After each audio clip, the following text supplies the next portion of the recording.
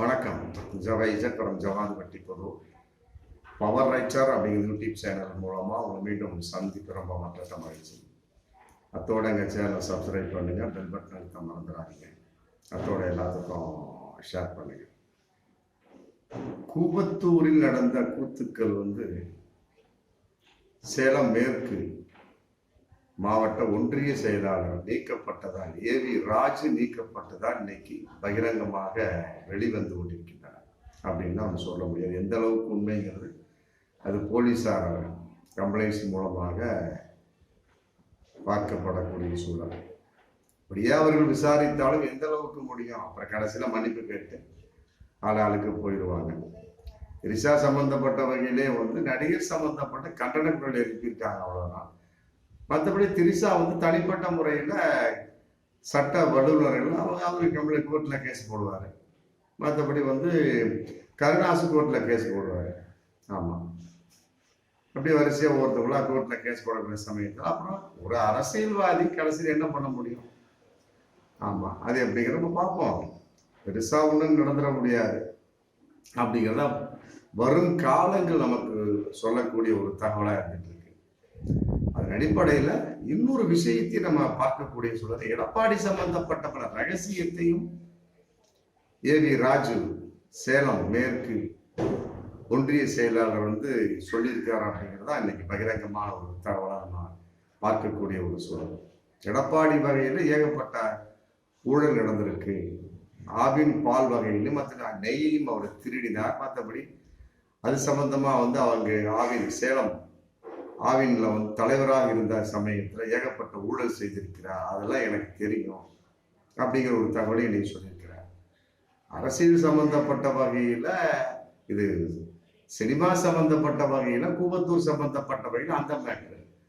ஆனால் தான் இருந்த ஒரு கட்சியின் வெளிப்பாட்டின் ஒரு விஷயத்துல எடப்பாடி சம்பந்தப்பட்ட அனைத்து ரகசியத்தையுமே தன்னுக்கு வைத்திருக்கிறார் ஏவி ராஜு அப்படிங்கிற ஒரு உண்மையை ஏற்றுக்கொள்ளத்தான் முடியும். இந்த அளவுக்கு ஒரு நபர் நீக்கப்பட்ட ஒரு நபர் சொல்ல முடியுமா? எத்தனையோ பேர் கட்சியை விட்டு நீங்கிறாங்க, மற்றபடி இன்னொரு கட்சிக்கு போறாங்க. பிப்ரவரி 16 நீக்கப்படுறாரு எடப்பாடியால. பிப்ரவரி 18 அவர் பேட்டி கொடுக்கிறாரு. ஆமா, காரசாரமான பேட்டி, கலைத்துறை சம்பந்தப்பட்ட ஒரு பேட்டி. மற்றபடி அரசியல் சம்பந்தப்பட்ட வகையில எடப்பாடி சம்பந்தப்பட்ட ஏகப்பட்ட உண்மையை சொல்றாரு. அவர் சொல்றாரு, கட்சியிலிருந்து நீக்கியது செல்லாது அப்படிங்கிறாரு. மற்றபடி பொதுக்குழுவில் நான் கையெழுத்து போட்டுதான் எடப்பாடி இன்னைக்கு பொதுச் செயலர் எடுத்துட்டு இருக்காரு. நாங்களாம் கையெழுத்து போடாட்டி இன்னைக்கு பொதுச் செயலாளர் கிடையாது. அப்புறம் பணத்தோடு வருவோர் இருந்தால் விரும்புறாரு, எங்களை மாதிரி ஆட்கள் அவர் விரும்புறது கிடையாது அப்படின்னு இன்னைக்கு பகிரங்கமா ஏவி ராஜு குற்றம் சொல்லியிருக்கிறார். அதே நேரத்தில் 1991-96 ஆவின் பால் ஒன்றிய தலைவராக இருந்தார். அன்னைக்கு ஏகப்பட்ட ஆவின் சம்பந்தப்பட்ட நெய் பால் ஏகப்பட்ட ஊழல் செஞ்சாரு. அத்தனை எனக்கு தெரியும். பாலை கடத்தியது, நெய்யை கடத்தியது அனைத்து எனக்கு தெரியும் அப்படிங்கிறாரு. ஏன்னா அதே நேரத்தில் வெங்கடாச்சலம் அப்படிங்கிற சேலம் மேற்கு மாவட்ட செயலாளர் அவர் வெங்கடாச்சலம், அவர் சம்பந்தப்பட்ட ஊழல்களையும் அவர் கோடிட்டு காட்டுறாரு. எடப்பாடிட்டு சொல்லிட்டாரு, 40 லட்சத்துக்கு மேல ஏமாத்திருக்கிறாரு. என் மருமகட்டே 30 லட்சம் ஏமாத்திட்டார், பெரியார் பல்கலைக்கழகத்தில் வேலை வாங்கி தர்றேன் அப்படின்னு. யாரு? சேலம் மேற்கு மாவட்ட செயலாளர் வெங்கடாச்சலம். அப்புறம் 2-3 லேடிஸ்ட அங்கன்வாடியில மற்ற சத்துணவு ஊழியர் சம்பந்தப்பட்ட வகையில வேலை வாங்கி தரது 5-10 லட்சம் ஏமாத்திட்டாரு அப்படிங்கிறத சொல்லிட்டு எடப்பாடி சம்பந்தப்பட்ட வகையில சொல்லக்கூடிய சமயத்துல வெங்கடாச்சலத்தை பத்தி குறிப்பிடுறாரு. வெங்கடாச்சலம் ஆரம்பத்துல 30 சதுர அடி தான் அவருக்கு இடமே, வீடு இருந்துச்சு. இன்னைக்கு அப்படி இல்லை, 1000 கோடிக்கு சொத்து சேர்த்திருக்காரு அப்படின்னு சொல்றாரு. இதெல்லாம் எப்படி நம்ம பொய்யாக ஏற்றுக்கொள்ள முடியும்? ஒரு அவதூறு சொல்லக்கூடியவர் இந்த அளவுக்குலாம் சொல்லுவாரா அப்படிங்கிறது மிகப்பெரிய ஒரு கேள்விக்குறிதான். இல்லை, இது திரிசாவையில் ஒப்பிட்டு பார்க்கக்கூடிய சமயத்தில் வரும் காலம் உண்மை வரும். சில நேரம் அதாவது மது போதையில் பேசியிருந்தா கூட பரவாயில்லை, மற்றபடி அவர் உளராக பேசினாலும் பரவாயில்லை. சொல்லப்பட்டால் திருப்பி மன்னிப்பு கேட்கிறாரு திரிசா வகையில, மற்ற இந்த வகையில மன்னிப்பு கேட்கல எடப்பாடி வகையில். அதான் பகிரங்கமான உண்மை. அப்புறம் அந்த வெங்கடாச்சலம் பத்தி சொல்றாரு. ஆமா, நான் இது மாதிரி கடிதம் கொடுத்தேன், வெங்கடாச்சலம் சம்பந்தப்பட்ட கம்ப்ளைண்ட். எடப்பாடி இன்னைக்கு வரைக்கும் எந்த ஒரு நடவடிக்கை எடுக்கல. அதனால இது சம்பந்தமாக சென்னை உயர்நீதிமன்ற வழக்கு தொடர்வேன் வெங்கடாச்சலத்தை சொத்து என்னென்ன இருக்குன்ற லிஸ்ட் இருக்கு. அப்படி எப்படி அவரும் சில ஆதாரப்பூர்வமா காட்டுறாரு. அப்ப அதையும் நம்ம பார்க்கக்கூடிய ஒரு சூழலா இருக்கு. என் வகையிலையும் சரி, மருமக வகையிலையும் சரி, மற்ற எங்க சொந்தக்கார வகையிலும் சரி, வெங்கடாச்சலம் ஏகப்பட்ட காசு ஆட்டையை போட்டாரு. இதை வந்து எடப்பாடிட்டு சொல்றேன், மற்றபடி அவர் எடுத்த நடவடிக்கை. ஏன் அப்படின்னா, எடப்பாடியோட பினாமி தான் வெங்கடாச்சலம் அப்படிங்கிற குண்டை வந்து ஏவி ராஜு போடுறாரு. அதான் இதை நம்ம கூர்த்து கவனிக்கப்பட வேண்டிய சொல்றாரு. எடப்பாடியோட பினாமி, அவர் பேர்ல ஏகப்பட்ட பினாமி சொத்துக்கள், எடப்பாடி சொத்துக்கள் இருக்கு. இன்னைக்கு வந்து 10 லட்சம் கோடிக்கு வந்து எடப்பாடி சொத்து சேர்த்து வச்சிருக்கிறாரு. அதுல வந்து ஏகப்பட்ட விஷயங்கள் வந்து வெங்கடாச்சலத்தின் ஒரே ஒரு காரங்க இல்லையா, சேலம் மேற்கு மாவட்ட செயலாளர் அவர் போட்டு வச்சிருக்கிறாரு. மற்றபடி வந்து ஏகப்பட்ட பினாமி சொத்துக்கள் வந்து அவருக்கு எடப்பாடி சொத்துக்களை வந்து வெங்கடாச்சலம் காவல் காத்து கொண்டிருக்கிறார். 1000 கோடி சொத்து எப்படி வந்தது வெங்கடாச்சலத்துக்கு, அதுல லிஸ்ட் இருக்கு. அப்படிங்கிறப்ப அதுல எத்தனை கோடி சொத்து எடப்பாடிக்கு சம்பந்தப்பட்டது அப்படிங்கிற கேள்வி இதுல வருது. அப்ப நான் வந்து சென்னை ஹைகோர்ட்ல நான் முறையிடுவேன் அப்படின்னு சொல்லிட்டு மீண்டும் குற்றம் சுமத்துறேன் வெங்கடாச்சலத்தின் மேல. அதாவது 2014 தேர்தலில் மனு கொடுப்பாங்க. அதுல வந்து என்னுடைய சொத்து வந்து 1.74 கோடி சொத்து தான் இருக்கு அப்படி கணக்காட்டினான். அப்ப 2021 வந்து 2.63 கோடி சொத்து என்கிட்ட எனக்கு இருக்கு அப்படின்னு சொல்லி கணக்காட்டினான். அவருக்கு இருக்குது 100 கோடி சொத்து. யாரு? ஏவி ராஜு சொல்லக்கூடிய சமாச்சாரத்தின் வகையில. ஆனா 2.63 போன 2014 1.74 கோடி சொத்தாங்க கோடிட்டு காட்டினாரு. என்ன இது சம்பந்தமா நான் வழக்கு தொடர்றேன். எடப்பாடியே வந்து ஆல்ரெடி வந்து சொத்தை மறைச்சுதான் தன்னுடைய தேர்தல் விஷயத்துல தேர்தல் மனுவில் கொடுத்துருக்கிறாரு அப்படிங்கிறத மிலானி அப்படிங்கிறவர் கோர்ட்ல கேஸ் போட்டுருக்க தேடிக்காங்க. ஆமா, அதே சமயத்துல இபிஎஸ் பிரிவில் ஒருத்தவரும் கோர்ட்ல கேஸ், சுதாகரன் நினைக்கிறேன் பேர், சுதாகரன் பேர் ஞாபகம் இல்லை, கோர்ட்ல கேஸ் போட்டிருக்கிறார். எடப்பாடியை வந்து ஏகப்பட்ட சொத்துக்களை மறைச்சிட்டார். அது சம்பந்தமா ஒரு வீடியோ போட்டிருக்கோம். இன்னைக்கு வந்து அது சம்பந்தமா எடப்பாடி சம்பந்தமாவும் இவர் ஏவி ராஜு சொல்றாரு அப்படின்னா பினாமி சம்பந்தப்பட்ட வகைன்னு சொல்றாரு. வெங்கடாச்சலம் வந்து எடப்பாடியோட பினாமி அப்படிங்கிற சமயத்தில் அவர் எந்த அளவுக்கு எடப்பாடிக்கு அவரு சொத்துக்களை காவலா இருந்து கொண்டு இருப்பார் அப்படிங்கிற ஒரு விஷயம் இருக்கு இல்லையா. ஆனா அதே மாதிரி என்ன நீக்கின மாதிரி வந்து சில குறிப்பிட்ட மாவட்ட செயலாளரை நீக்க முடியுமா? 2 மாவட்ட செயலாளர் குறிப்பிட, ஆனா பேரை குறிப்பிடவில்லை ஏவி ராஜு. ஏன் குறிப்பிடல அப்படிங்கிற ஒரு விஷயம் இருக்கு. அதே நேரத்தில் இன்னொரு விஷயத்தையும் சொல்றாரு, மிகப்பெரிய ஒரு ரகசியமாகவும் போயிட்டு இருக்கு. வரக்கூடிய 2022 நாடாளுமன்ற தேர்தலில் அதிமுக சம்பந்தப்பட்ட ஒரு தொகுதிக்கு 100 கோடி செலவில்லாசனை போட்டு எடப்பாடி திட்டம் போட்டு வச்சிருந்தான். இன்னைக்கு ஏவி ராஜு மூலமா ஒரு மிகப்பெரிய பகிரங்கமான ஒரு தகவல் வந்திருக்கு. எடப்பாடி வரக்கூடிய 2022 நாடாளுமன்ற தேர்தலுக்கு ஒரு தொகுதிக்கு 100 கோடி வீரம், மொத்தம் இருக்கக்கூடிய 40 தொகுதிக்கு 39 + 40 தொகுதிக்கும் எம்பி தொகுதிக்கு 4000 கோடி செலவிட தயாராக இருந்தார் அப்படின்னு இந்த பகிரங்கமான உண்மையை சொல்றாரு. கட்டாயமா இவைகளெல்லாம் வந்து நம்ம உண்மை ஒரு பொய்யா ஏற்றுக்கொள்ள முடியுமா? இந்த அளவுக்கு பகிரங்கமாக சொல்லக்கூடிய விஷயங்கிறப்ப அதே நேரத்தில் இவர் மட்டும் கிடையாது. இவர் சொன்ன விஷயம் வந்து சொத்து சம்பந்தப்பட்டது, மற்றபடி எடப்பாடி மேல இருக்கக்கூடிய பினாமி சம்பந்தப்பட்ட, வெங்கடாச்சலம் சம்பந்தப்பட்ட விஷயம். அதே சேலம் மேற்கு மாவட்டத்துல ஒன்றிய இணை செயலாளர் மாலதிங்கிறவங்களும் கம்ப்ளைண்ட் கொடுத்துருக்குறாங்க. எடப்பாடி சம்பந்தப்பட்ட வகையில் எதுவும் சரி கிடையாது, எந்த ஒரு கம்ப்ளைண்ட் கொடுத்தாலும் ஏத்துக்க மாட்டேங்கிறாரு, பெண்கள் வகையில பாதுகாப்பு இல்லை அப்படிங்கிறாங்க அதிமுக. பாஜக வந்து முதல்ல சொல்லிக்கிட்டு இருந்தாங்க, இன்னைக்கு அதிமுக அதுல சேர்ந்துருச்சு அப்படிங்கிறது பகிரங்கமான உண்மை. பெண்கள் வகையில அதிமுகவில் எந்த ஒரு பாதுகாப்பும் இல்லை. வெங்கடாச்சலத்துல சொன்னா அவர் எதுவுமே கண்டுக்கிறது இல்லை. இந்த மாலதி அப்படிங்கிறவங்க வந்து இணை செயலாளர், ஒன்றிய சேலம் மேற்கு ஒன்றிய இணை செயலாளர் வந்து சொல்லியிருக்காங்க, மாலதி வெங்கடாச்சலம் இந்த மாதிரிலாம் கட்சியில் நடக்குதுங்க அப்படின்னு சொன்னா அவர் என்ன செஞ்சிருக்கிறாரு, சில பேரோட இணைச்சி என்ன தவறாக பேசுகிறார் எப்படி மாலதி இன்னைக்கு கம்ப்ளைண்ட் கொடுத்துருக்காரு. அதை வந்து எடப்பாடிக்கு சொல்லியிருக்காங்க நம்ம மாலதி. ஆனா எடப்பாடி கண்டுகொள்ளவில்லை. காரணம் என்னவா இருக்கும்? வெங்கடாச்சலம் வந்து எடப்பாடி பினாமியாக கூட இருக்கலாம் அப்படிங்கிற பகிரங்கமா ஒரு சந்தேக உணர்வு இதுல வருது இல்லையா. வெங்கடாச்சலத்தின் மேல ஏகப்பட்ட பெண்ணிக்கு வந்து சேலம் மேற்கு மாவட்டம் அல்லாடிக்கிட்டு இருக்கு.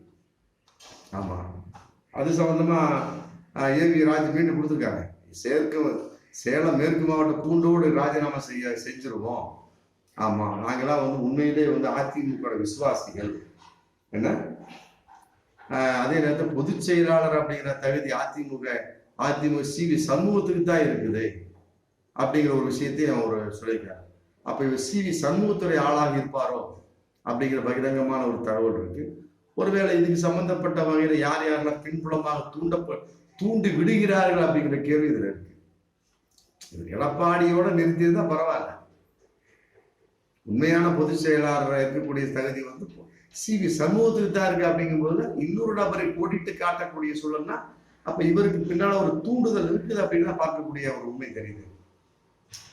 சொன்னவர் எடப்பாடி குறை சொல்லிட்டு போயிட்டே இருக்க வேண்டியதான், வெங்கடாச்சலத்துக்கு குறை சொல்லிட்டு போயிட்டு. ஆனால் பொதுச் செயலாளராக இருக்கக்கூடிய அனைத்து தகுதி சிவி சண்முகத்துக்கு தான் இருக்கு, எடப்பாடிக்கு கிடையாதுங்கிறார ஏவி ராஜு. சேலம் மேற்கு மாவட்ட ஒன்றிய செயலாளர் நீக்கப்பட்டவர் அப்படிங்கும் போது இவருக்கு பின்னால் வந்து பின்புலம் இருக்கு. ஆமா, அப்ப வந்து எடப்பாடி பிரிவு சம்பந்தப்பட்ட அந்த இடம் வந்து எந்த நேரத்திலும் சிதையக்கூடிய ஒரு சூழல். அதாவது குறிப்பிட்டு சொல்லப்போனால் சேலம் மேற்கு மாவட்டத்தில் வந்து கட்டாயமாக வந்து எடப்பாடி அதிமுக பிரிவு இல்லாமல் போகக்கூடிய வாய்ப்பு இருக்கு அப்படிங்கிறது சொல்றாரு. ஆல்ரெடி வந்து பாஜகவை குறி வச்சாங்கல்ல. ஆமா, பாஜகவை குறி வச்சாங்க. ஒரு 6 மாசத்துக்கு முன்னால நடைபயணங்கிற ஒரு 5-6 மாசத்துக்கு முன்னால நடைபயண கான்செப்ட்ல வந்து அங்க ஏகப்பட்ட பேர் வந்து அண்ணாமலை முன்னால வந்து சேரக்கூடிய ஒரு சூழல் இருக்கு அப்படிங்கிற தகவலை வந்து அது சம்பந்தம் ஒரு வீடியோ நாங்கள் போட்டிருக்கோம். இப்போ சமீபத்தில் சேர்ந்தது கூட ஒரு 18 பேர் சேர்ந்தாங்க. எல்லாமே வந்து சேலம் சுற்று வட்டத்தில் உள்ளவதான ஒரு 14 பேர் பழைய எம்எல்ஏ, ஒரு எம்பி, மற்றபடி 4 பேர் கேட்டதுக்கு எல்லாமே வயசானவங்க சேர்ந்துட்டாங்க. அது ஒரு கூத்து போயிட்டு இருந்தது இந்த ஒரு 2 வாரத்துக்கு முன்னாடி. அப்போ வந்து சேலம் மாவட்டத்திலே வந்து எடப்பாடிக்கு வந்து அவருடைய சொந்த ஊரிலே சொந்த மாவட்டத்திலே ஏகப்பட்ட எதிர்ப்பில் இருந்து கொண்டு இருக்கிறார் அப்படிங்கிற பகிரங்கமான ஒரு தகவல் இது மூலமா வந்திருக்கு. அதையும் சொல்றாரு ஏவி ராஜு. நாங்க கொஞ்ச காலத்துல சேலம் மேற்கு மாவட்டம் கம்ப்ளீட்டா அதிமுக எடப்பாடி பேர் கம்ப்ளீட்டா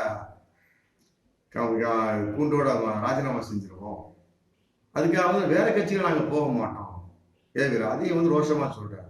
அதே இல்லாமல் இன்னொருத்தர் சொல்றார், தினேஷ் அப்படிங்கிறவர், சேலம் மாவட்ட ஒன்றிய தகவல் தொழில்நுட்ப அணி செயலாளர். அவர் சொல்றார், கட்சியை வந்து நான் பல வகையில் நான் தூக்கி நிறுத்துறானுங்க, எனக்கு எந்த மரியாதையுமே கிடையாது. எடப்பாடிகிட்ட வந்து இது சம்பந்தமா சொன்னேன், அவர் எந்த வகையில் எடுத்துக்கல. வெங்கடாச்சலத்திட்டையும் சொன்னேன், அவர் எந்த வகையில் எடுத்துக்கல. வெங்கடாச்சலத்தை பத்தி பல இது கம்ப்ளைண்ட் பண்ணியிருக்கார் எடப்பாடிகிட்ட. யாரு? தினேஷ், சேலம் மேற்கு ஒன்றிய தொழில்நுட்ப அணி செயலாளர். வெங்கடாச்சலத்தை சொல்லியிருக்கார். அப்புறம் சொல்லிட்டு அந்த கம்ப்ளைண்ட்டை சொல்றார், வெங்கடாச்சலம் என்பவர் வந்து எடப்பாடியோட பினாமி, அதனால வந்து எடப்பாடி வந்து வெங்கடாச்சலத்தின் மேல வந்து கம்ப்ளைண்ட் கொடுக்கல. இதெல்லாம் சாதாரண வார்த்தையை எடுத்துக்கிறோம். அதை பொங்கி வரக்கூடிய வார்த்தையாக சொல்ல முடியும். ஏவி ராஜு வந்து ஏதோ ஒரு பின்னணியில் வெளிப்பட்டு விட்டார், அவர் சொல்லிக்கிட்டார் அப்படின்னு சொல்லலாம். மாலதி எதுக்காக குறிப்பிடணும்? தினேஷ் எதுக்காக வந்து அவர் மேல குற்றம் சுமத்தணும் எடப்பாடி மேல அப்படிங்கிற ஒரு கேள்வி இருக்கு. அப்ப வந்து புகஞ்சுக்கிட்டு இருக்கு. ஆமா, எந்த நேரத்தில் வெடித்து விடலாம் அப்படிங்கிற சூழல் இன்னைக்கு ஒவ்வொன்றா வெடிச்சுட்டு இருக்கு அப்படிங்கிறத பகிரங்கமானது. அதன் வெளிப்பாடா திருசா மேட்டை நம்ம பார்க்கலாமா அப்படிங்கிற ஒரு சூழல் இதுல வருது. ஆமா, அதாவது ஒரு விஷயம் இருக்குதுங்க, கட்டாயமா நெருப்பு இல்லாம புகையாது. அது வந்து திரை உலகமாக இருக்கட்டும், மற்றபடி அரசியலாக இருக்கட்டும், குடும்ப பிரச்சனையை எடுத்துக்கலாம். அப்பா அம்மா பொறுத்த வரைக்கும், மற்றபடி அண்ணன் தம்பி யாராக இருந்தாலுமே சரி, 10 வருஷம் 20 வருஷம் கேட்ட ஒரு பஞ்சாயத்து வரக்கூடிய சமயத்தை சொல்லுவாங்க, 20 வருஷம் நான் பொறுத்திருந்தேன், இன்னைக்கு தான் நான் ஒரு உண்மையை சொன்னேன் அப்படின்னு சொல்லுவாங்க இந்த குடும்பத்துல. அது மாதிரிதான் இதெல்லாம் வந்து சாதாரணமா சொல்ல முடியாது. இன்னைக்கு வந்து ஏவி ராஜு வந்து நான் திரிஷாவோட மன்னிப்பு கேட்டுக்கொள்கிறேன், மற்றபடி வந்து சேரனர் மன்னிப்பு கேட்டுக்கொள்கிறேன் சொல்லியிருக்கலாம். ஆனா எந்த அளவுக்கு அவர் ஒரு வாய் அடைக்கப்பட்டாரா, மற்றபடி வந்து பயமுறுத்தப்பட்டாரா அப்படிங்கிறது இருக்கு. ஆனா அது ஒரு வகையில் அப்படி இருந்தாலுமே கூட அரசியல் வகையில எந்த ஒரு மன்னிப்பும் கேட்கல ஏவி ராஜு. அப்படிங்கிறப்ப இது உண்மைதானே? அப்ப அது உண்மையாக இருக்குமோ அப்படிங்கிற ஒரு கேள்வி இதுல வருது. நெருப்பு இல்லாம புகையாது. ஆமா, அப்படிங்கிறத பகிரங்கமான உண்மை. இன்னைக்கு மாலதி ரிப்போர்ட் பண்ணியிருக்காங்க, தினேஷ் ரிப்போர்ட் பண்ணியிருக்காங்க. ஆமா, எல்லா ஆதாரத்தையும் நாங்க எல்லாமே வந்து இன்னைக்கு கட்சியில விலக உள்ளோம் அப்படின்னு தினேஷ் சொல்றார், சென்னை மேற்கு மாவட்டமே. ஆமா, ஆல்ரெடி வந்து பாஜக ரெடியா இருக்கிறாங்க, என்னைக்கடா வந்து விலகுவாங்க, நம்ம அப்படியே லட்டு மாதிரி தூக்கிக்கலாம் அப்படின்னு. அவங்களே பலவிதமான குழப்பத்தை ஏற்படுத்தினாங்க. அதிமுக சம்பந்தப்பட்டவங்க எடப்பாடி பிரிவுல அவங்க ஸ்ட்ராங்கா இருந்தாங்க. இன்னைக்கு வந்து பிய்த்து கொள்ளக்கூடிய பிச்சுக்கக்கூடிய ஒரு பல சூழல். சேலம் மேற்கு மாவட்டம் மட்டுமா, தமிழகம் முழுவதும் அப்படிப்பட்ட ஒரு சூழல் இருக்கிறதா என்பது வரும் காலங்களில் தான் தெரியும். பார்ப்போம். மீண்டும் அடுத்த வீடியோ.